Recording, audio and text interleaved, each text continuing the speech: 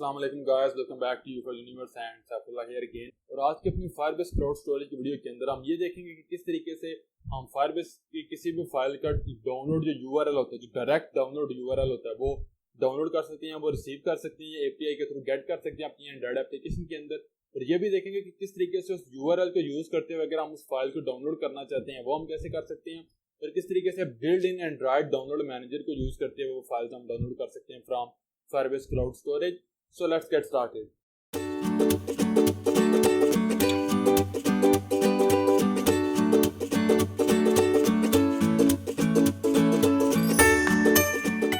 What's up everyone, Saifullah here again with another video on Android development। और आज की अपनी जो हमारी Android development की वीडियो है, Firebase Cloud Storage की जो वीडियो है हमारी, इसके अंदर जो हम फाइल को डाउनलोड करने का हमारे पास जो लास्ट तरीका और फाइनल तरीका है वो हम देखेंगे। इसके बाद जो नेक्स्ट वीडियो होगी उसमें इंशाल्लाह हम फायरबेस जो ऑथेंटिकेशन है उसके ऊपर मैं काम करूंगा और उसको हम के लिए कवर करेंगे कुछ वीडियोस के अंदर। फिर फायरबेस यूआई वगैरह हमारे पास काफी चीजें रिमेनिंग है अभी। बहरहाल back to our videos topic. इस वीडियो में हमने ये करना है कि अगर मैं यहाँ पे फायरबेस स्टोरेज के ऊपर जाऊँ तो आप देख सकते हैं मेरे पास 3 फाइल्स हैं। अब डायरेक्टली हम इनको डाउनलोड या एक्सेस नहीं कर सकते, सिर्फ यहाँ से एक्सेस कर सकते हैं। अगर हमने अपनी एप्लीकेशन में फायरबेस एसटीके या फायरबेस एपीआई के थ्रू इनको एक्सेस करना है तो हमें इनका रेफरेंस चाहिए।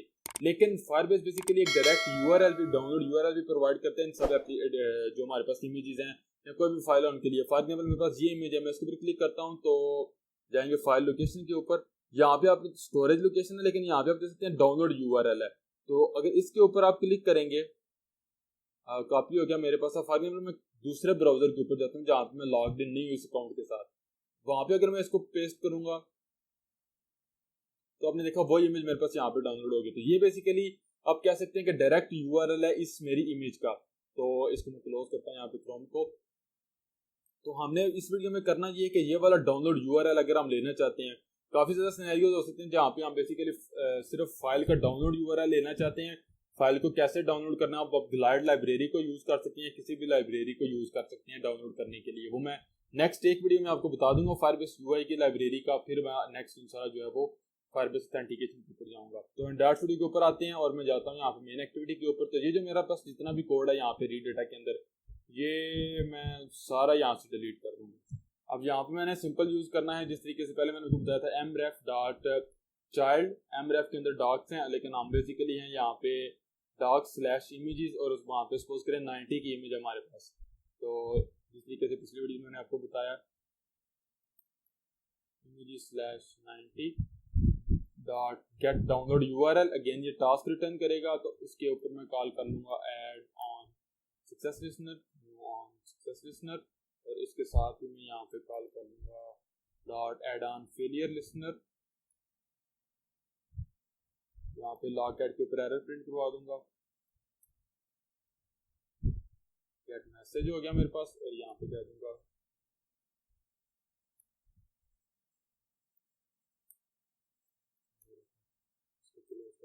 यहाँ पे अगर मैं आता हूँ तो यहाँ पे इसका मतलब है कि यहाँ पे यूआरएल के अंदर मुझे फाइल का डाउनलोड यूआरएल यहाँ पे मिल चुका हुआ है। तो मैं यहाँ पे ये करूँगा कि टैग्स को करवा दूंगा और यहाँ पे कह दूंगा डाउनलोड यूआरएल। यस, अब डाउनलोड यूआरएल एक्सेस करने के लिए आपने सिंपल करना है URI.toString। तो जो हमारे पास एक्चुअल URI बेसिकली हम कहते हैं URL होता है यूनिवर्सल रिसोर्स लोकेटर, किसी एक रिसोर्स को पॉइंट कर रहा होता है, लेकिन URI वो एक्चुअल रिसोर्स होता है।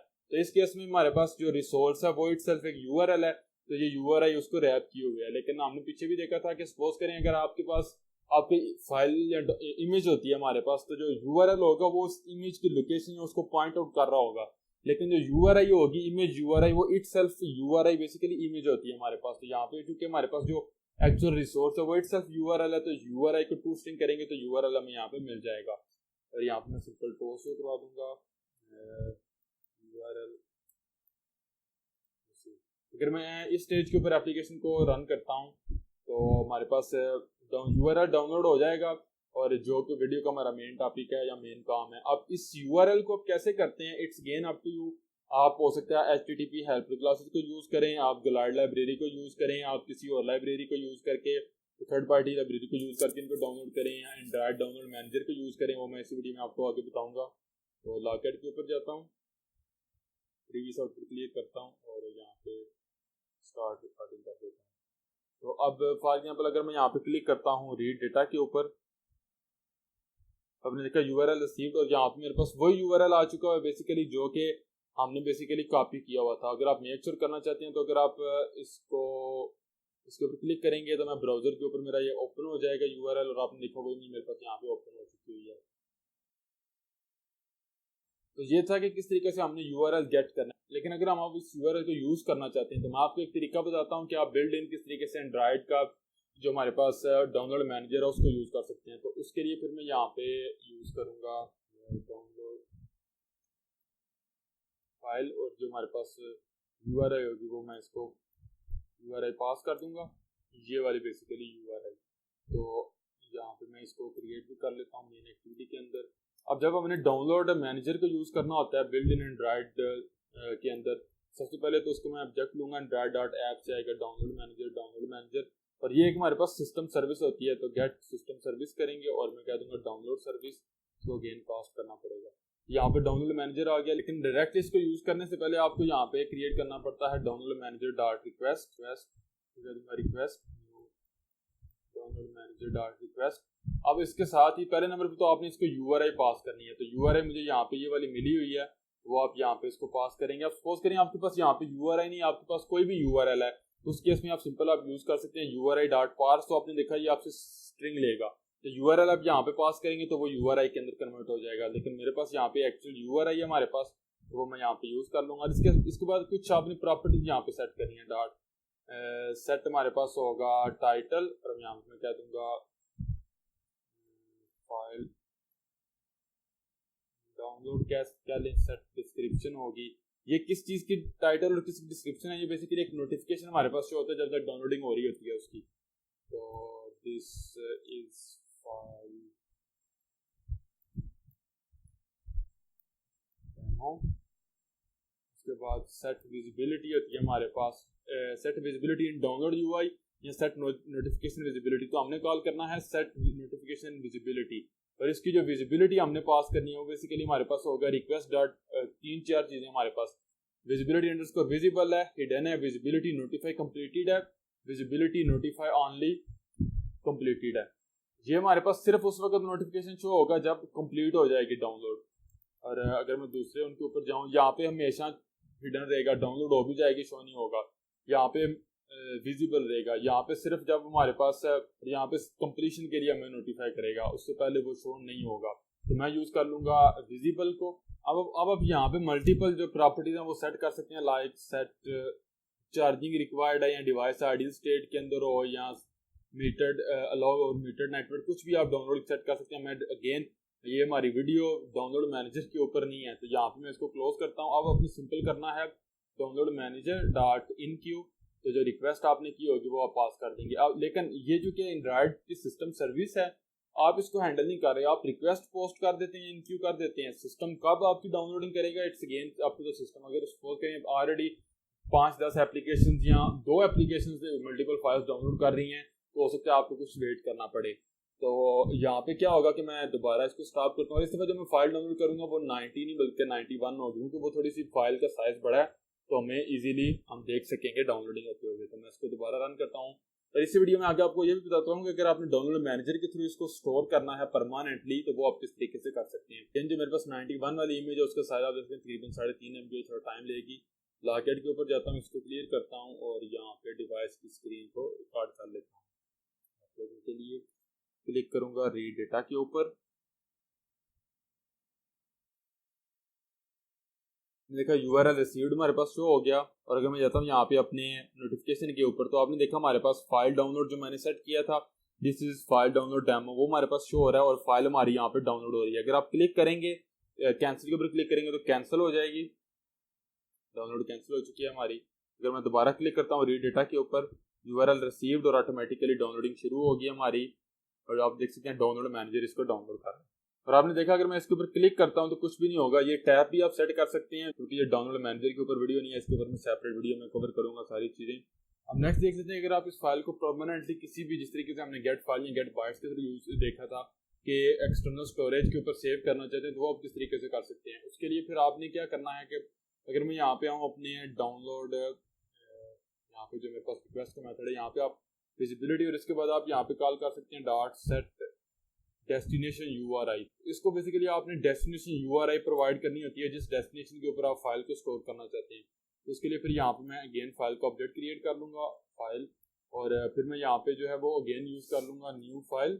अब यहाँ पे आप इसको सिंपल जिस तरीके से मैंने पहले किया था environment dot gate external storage directory, और जो नेम होता है लाइक मेरे पास की फाइल है तो मैं कह दूँगा माई PDF फाइल डॉट PDF। अब इस फाइल को आप यहाँ पे यूज़ कर सकते हैं, आप यूज़ करेंगे URI डॉट फ्रॉम फाइल, तो आप फाइल पास करेंगे वो आप यहाँ पे कर सकते हैं। या फिर आपके पास यहाँ पे एक स्पेसिफिक मेथड भी है, set destination in external files, set destination in external public directory. तो मैं अगर एक्सटर्नल फाइल्स के ऊपर कर दूंगा तो यहाँ पे आपने देखा आपको कॉन्टेक्स्ट देना पड़ता है, डायरेक्टरी टाइप देनी पड़ती है, सब पा देना पड़ता है। बल्कि मैं इसको रिमूव कर देता हूँ यहाँ पे, और यहाँ पे इतने करके इसको सेव करके स्टॉप करके दोबारा रन करता हूँ। इस दफ़ा जो हमारी फाइल डाउनलोड होगी वो हमारी जो है वो मेन जो एक्सटर्नल डायरेक्टरी होगी वहाँ पे सेव भी हो जाएगी हमारे पास। लॉगआउट क्लियर करता हूँ।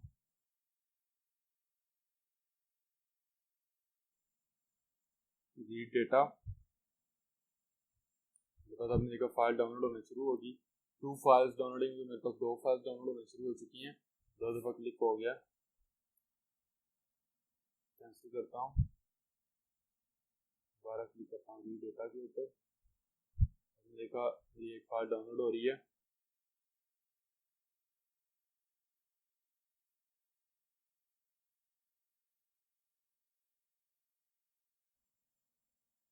देखो फाइल मेरी डाउनलोड होगी। अगर मैं यहाँ पे जाता हूँ अपनी फाइल्स की एप्लीकेशन के ऊपर और internal storage,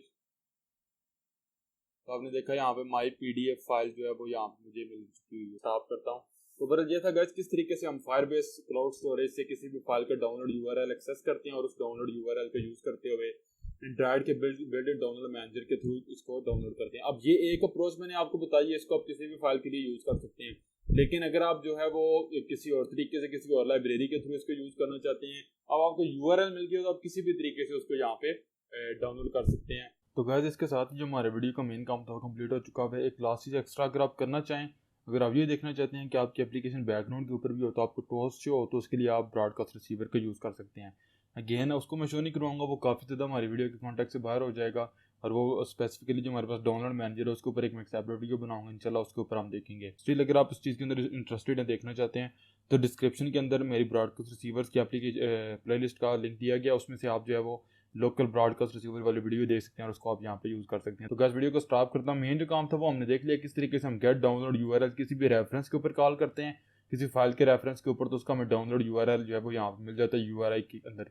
simple URI dot to string करते हैं तो डाउनलोड URL हमें यहाँ पे मिल जाता है। ये हमारा मेन काम था। उसके बाद मैंने आपको बताया अगर आप डाउनलोड मैनेजर जो बिल्ड इन एंड्रॉइड के अंदर आता है उसको यूज़ करते हुए अगर अपनी फाइल को डाउनलोड करना चाहते हैं और परमानेंटली स्टोर करना चाहते हैं तो वो आप किस तरीके से कर सकते हैं। तो आई थिंक सो आप लोगों को समझ आ चुकी होगी। स्टिल कोई भी क्वेश्चन हो, कोई भी कंफ्यूजन हो, you can ask me any time in the comments.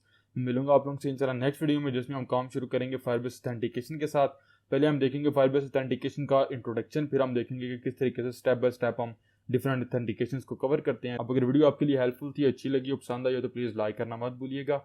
आप लोगों की सपोर्ट की बहुत मुझे ज़रूरत है। अगर आपने चैनल के ऊपर नहीं है तो सब्सक्राइब कीजिए और बेल आइकन को लाजमी दबाइए। See you guys in the next video. Take care, अल्लाह हाफिज़।